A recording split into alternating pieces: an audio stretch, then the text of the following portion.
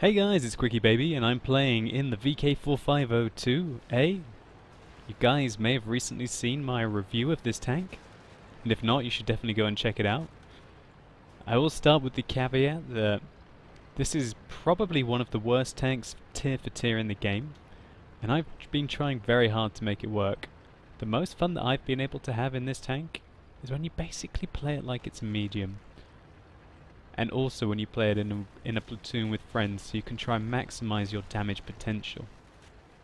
If you know that you've got people who are able to back you up, and it doesn't quite as much matter that you may lack penetration with your main gun, and you may lack armor on the front of your tank, and you also may be a giant tank that's able to easily be penetrated from the side with your huge silhouette. So we're playing on the Korea map, Sacred Valley. We can see this is a very nice matchup where we're against tier 8s and tier 6s, with not one tier 7 on the enemy team. I'm playing with Ike and Jingles, and oh god. I decide to man mode it here and not repair my track. Maybe that was a mistake, because I just lost 500 health. I really thought that maybe I could repair the track quickly with my repair crew and sneak into position. So now, I was trying to rush up the hill to basically try and be a medium tank. You can see there the giant silhouette on the side of the tank. Boom! Looks like a machine gun just went off on the side of my tank. And what you see me doing here is trying to side scrape. Now the turret on this tank is not bad. And when we get an angle on the front of an IS-3 from the side there, it's not too hard to penetrate with our 200mm of penetration. We took another penetrating shot there. As we can see, it went into the top of our tank with the 4 penetration shots there. So I've got to watch out that I don't expose the top of my tank as well and just try and keep my turret. And now you're going to get to see some of the only real way that I've found to use the VK4502's armor. Basically, at long range is angled. Its turret is not bad, and you see me constantly making sure that I'm angling my tank, side-scraping around this rock.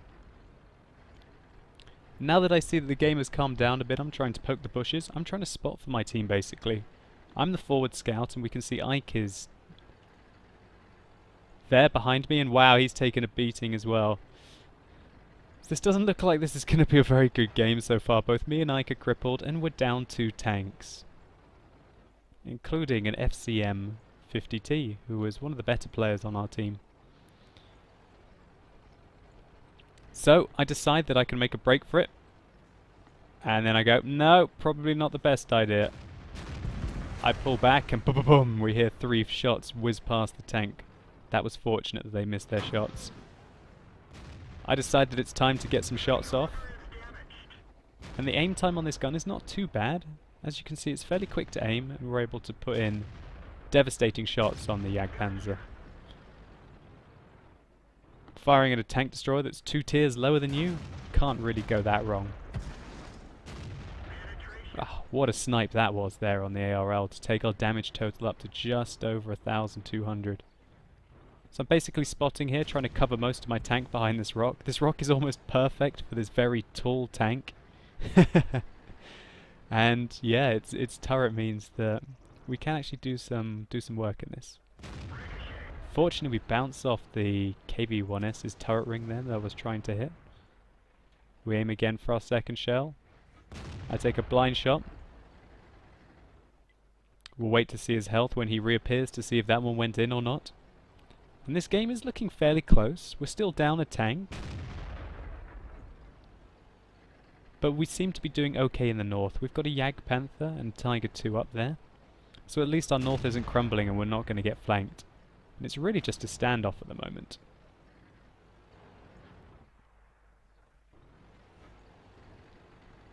So I'm still being patient, still using this bush, waiting for the game to develop a little bit more. I really don't feel that I can make a push up there with my 800 health remaining, knowing that I can't really depend on my tank's armor. I'm hoping that the enemies will push down from the hill, or at least allow me to spot them, and then I can give fire support to my team. So it looks like we actually might have hit that KV-1S, as he's been reduced down to 200 health. I was trying to feather the target there, And we see his turret and confirm the kill. Ooh, great. That T-34 is down to 7% health. But oh god, the T-69 just took out Ike. That means that T-69 must have come down from the north. I decide that now's my time to shine. Let's do this. People are falling around me. We're down 2 tanks, down 3 tanks. It's time that we've got to do something. We can't get surrounded. I have to take the fight to the enemy and push out the flank. And Shazam, we just bounced a Ferdinand shot there. That was pretty meaty. He's still there. I decide to try and snipe. There's not an effective shot, and I'm getting fired at as well. So I take a defensive position behind these buildings, wait for myself to re-stealth, and then it's time to progress up the hill. I can't let our team get surrounded. I have to try and keep eyes up on one of the fronts. And what a shot by Jingles there in his T-28 to make the kill. And wow, there's the T-69 that Ike got killed by, and unfortunately we bounced off his turret. Oh dear. At range, a T-69's armor is very troll frontally. And oh dear, we just spotted the bogeyman in the middle of the map. There's an ISU 152. You do not want that BL-10 to hit you. He could very easily one-hit me for my remaining health. Now, considering the amount of enemies that I know are up on the hill, they're playing quite passively. They could really overwhelm us right now, but they're not. So I'm just going to keep backing up Jingles against this ISU and this T-69. They're very busy at the moment, so there's no use in me going up on the hill right yet. So I'm just going to chill in these bushes and basically be a scout. Play this tank like I'm a medium tank. And there we go. I was spotted. I track the KV-1S, but my armor manages to bounce his shell, which is a brilliant result. I've immediately noticed that because he fired at me so quickly again, he's not using the 122mm. What that means is that I can fairly successfully tank him at range, as he lacks the penetration to really devastate my tank. Consequently, I'm going to just try and keep peppering him. Trying to get the angle that I need. The gun depression in this tank is not strong. And wow, we're getting some quite brutal bounces against this KV-1S. So now I know that the ISU 152 is around the other side, and oh my gosh, the T-34 just tried to get us. Trying to get the shot. Oh no, it misses. It must have gone slightly lower than where we were aiming it. And this T-34 looks like he's going to go man mode, but our fantastic rate of fire and troll armor means that we managed to pick up the kill on the T-34.